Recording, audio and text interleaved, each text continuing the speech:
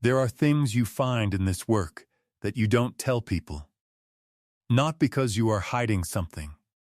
Not because there is anything illegal or wrong about what you found. But because there are aspects of death that the living have decided, collectively, without any formal vote or written agreement, they would prefer not to know about. And the people who work with the dead learn, usually early, where that line is and what it costs to cross it. Harvest Compton had been crossing that line his whole career. He was the third Undertaker in his family, out of Letcher County, Kentucky, running the same funeral home his grandfather had opened in the late 1920s. He had started working there as a boy, sweeping floors and carrying things, and he had done every job in the building by the time he was 20, and every job in the county by the time he was 30. And by the time he was 52 years old, and sitting in the chair he had sat in for 20 years behind the desk his grandfather had bought at an estate sale in 1931, he had buried, by his own rough count, somewhere between 12 and 1,400 people. He said the count was rough because he had stopped keeping exact numbers around his 400th, not from carelessness, but from the same instinct that makes a man stop counting the years on a long sentence. He said, "You just work. You stop counting and you work." He had seen most of what there is to see in that profession. In the winter of 2001, in a cemetery on a hillside in the eastern part of the county that had been receiving the dead since before the Civil War, he opened a coffin that by every available indication had not been opened since it was closed. He sat with what he found for a long time. Then he told one person. That person told one more. This is how it came out, the way things come out in small counties. Not all at once, not through any official channel, but in pieces, in the careful voices of people who are passing along something true that they would not swear to in writing. This is what was in the coffin.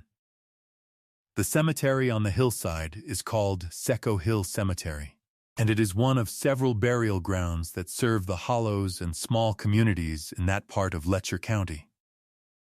It is maintained by a combination of family effort and community obligation, the way such cemeteries are maintained in eastern Kentucky.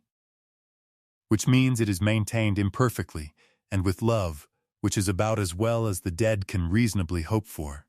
The section that concerns this account is the oldest section, the part of the cemetery near the stone wall at the upper end, where the markers are oldest and many of them are no longer legible.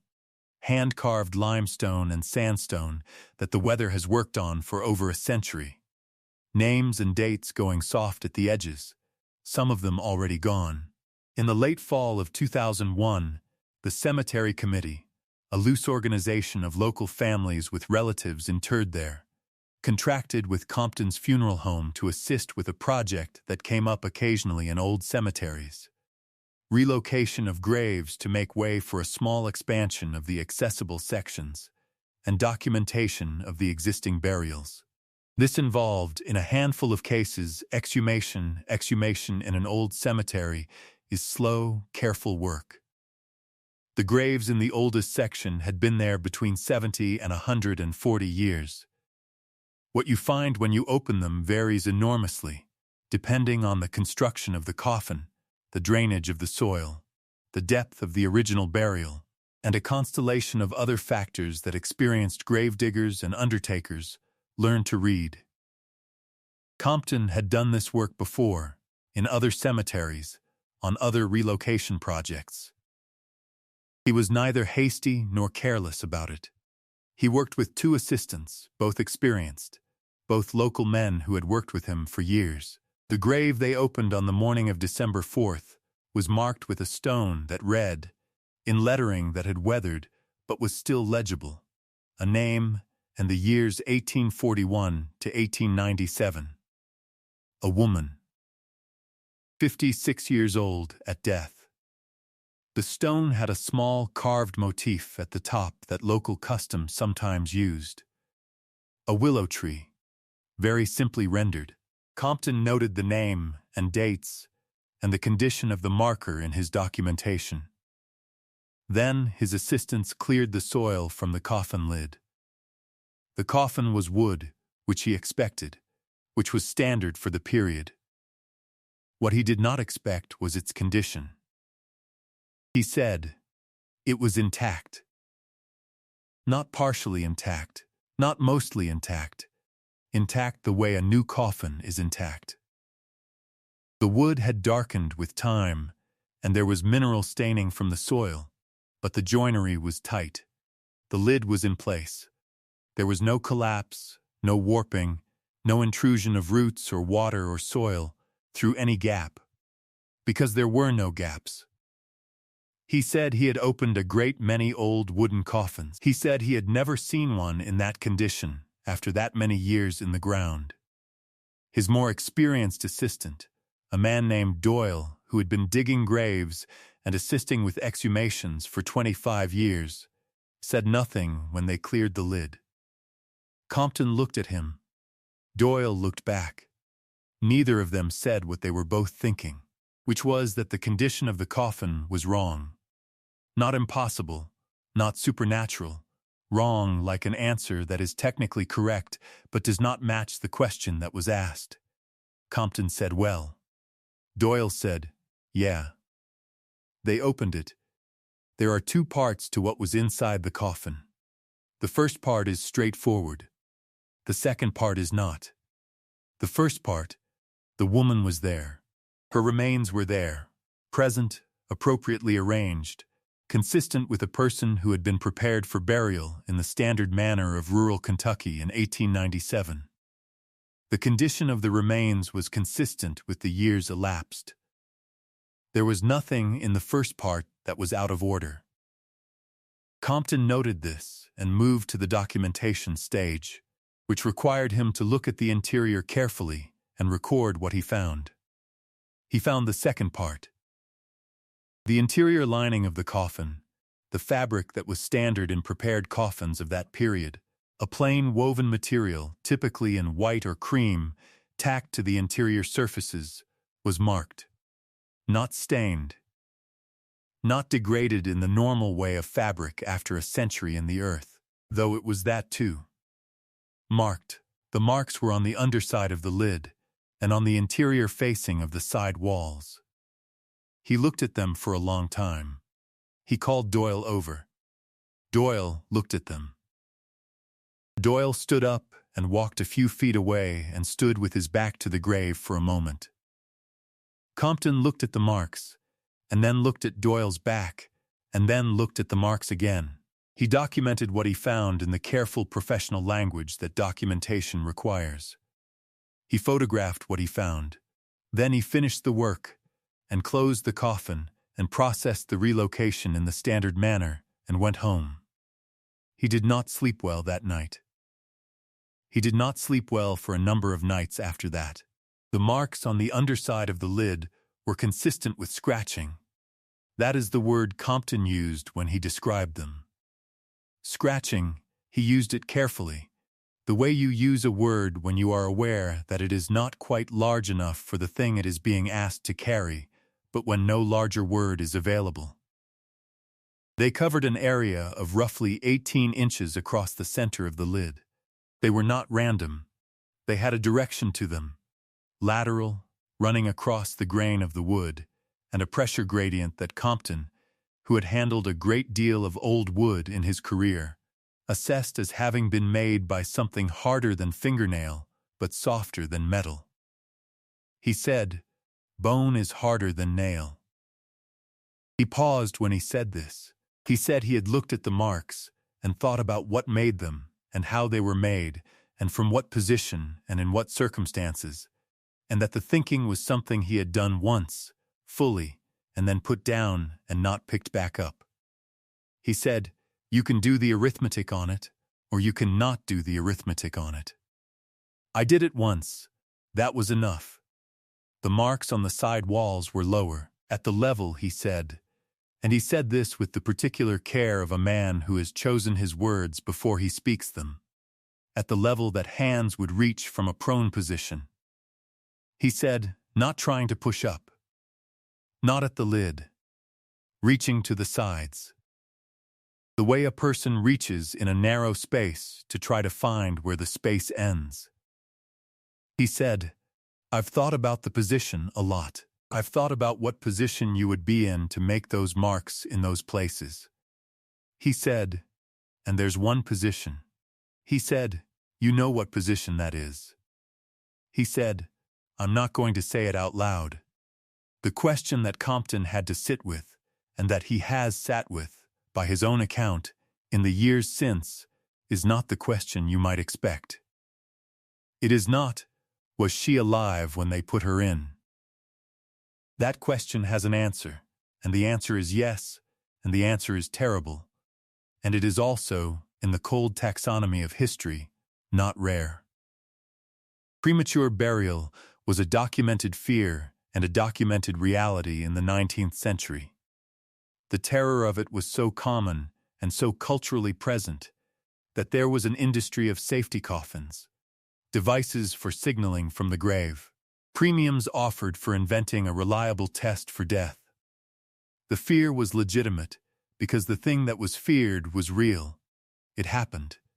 That question has been answered. The question Compton sat with was different. He said, I know what she went through. I've processed that. That's a horror, but it's a human horror, and I've been around human horror my whole life, and I know how to put it in its place. He said, the question I can't answer is how long. He said, because the condition of that coffin was wrong. I told you that at the start. The coffin was intact in a way it should not have been, which means the seal was better than it should have been. Which means, he stopped. He started again. He said, air is the question. Air is what tells you the other thing. He said, I'm not going to work through that arithmetic out loud. I did it once. I put it away. He said, but I will tell you that I have been in this work for 30 years, and I have never prayed over a set of remains the way I prayed over hers. He said, not from sorrow. Sorrow was there too, but from something else. He said, from the hope that whatever happened in that box happened fast. He said, I don't know if it did. He said, I pray that it did. He said, I don't know. The name on the stone. People who heard this account through the county, in the years after Compton told the first person, asked about the name. He gave it, in the telling. He is careful not to let it go further. There are people in Letcher County who share that name.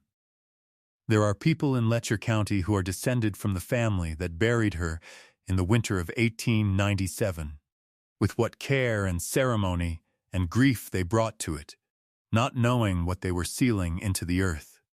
Or knowing. That is a word that has to sit there. Or knowing. Compton does not believe they knew. He said, I've thought about this too. I've thought about whether it's possible that someone knew, that someone put her in there knowing she was alive. And I've thought about what that would mean for those families, and for that cemetery, and for the county. He said, I don't believe it. He said, I believe what happened was the thing that happened in those years, in those hollows, in those communities. A woman was believed to be dead, was prepared as the dead were prepared, was buried as the dead were buried, and was not dead. He said, and the coffin was good. He said that last part quietly. He said, and the coffin was good. There is no accusation in those 4 words. There is no malice. There is only the flat, terrible fact of a thing done with care that became, because of the care, worse than it would have been otherwise. The good coffin. The tight seams. The darkness that held. Compton does not discuss this account publicly. He discussed it once, with one person. And it moved through the county the way accounts move through small counties, by word of mouth, by the retelling that changes small things and preserves the essential ones. by the particular transmission that happens in communities where people have known each other long enough to know who tells true things. He was asked about it, some years after, by a woman whose family has roots in that part of the county, who had heard the account through that chain and who went to Compton directly and asked him if it was true. He said it was true. She asked him how he carried it. He said, "The same way you carry anything in this work. You put it in its right place, and you leave it there, and you go on." She asked if it stayed in its right place. He looked at her. He said, "Mostly." He said, "There are nights." He said, "You know how some things, when it's dark and quiet, they come back up. They come back up because the dark and the quiet is the same as where they happened. They find their way back up through that." He said, "This one comes back up more than most." He said, "Not because I don't know how to do this work, not because I haven't seen hard things." He said, "Because of the lid." She waited. He said, "Because of what I saw on the underside of that lid." He said, "I documented it. I photographed it. I processed what it meant, and I put it where I put things, and I've kept it there for 20 years. He said, "But some nights, I see it." He said, "I see those marks." He said, "And I think about her." He said, "In there." He said, "And the lid." He said, "And the dark." And then he was quiet, and she was quiet, and between them was the thing that does not need to be said once it has been said enough. The good coffin, the tight seams, the dark that held, her hands on the sides of it, looking for where it ended. It didn't end, not for a long time, not until it did. And then the ground for 100 years, holding it. Until the morning in December, until Harvest Compton opened the lid and found what she had left behind, and prayed, and closed it again, and carried it, the way you carry the things this work asks you to carry. The way you carry the things that come back up in the dark, the same dark she was in, that she looked for the edge of, with her hands, in the good coffin, with the tight seams. That held. Thank you for staying until the end. Premature burial was not a myth in 19th century Appalachia. It was not rare. The medical tools available in isolated mountain communities, the distance from trained physicians, the speed at which burial was sometimes necessitated by practical circumstances. All of it created conditions in which a person who was not dead could be buried as though they were. The fear of it is documented in the personal letters and diaries of that era. The reality of it is documented in the exhumation records of old cemeteries, in accounts like this one, in the quiet archaeology of the long dead.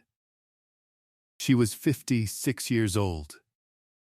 The stone has a willow tree on it. Someone who loved her put a willow tree on it. They did not know. I have to believe they did not know. Sleep well.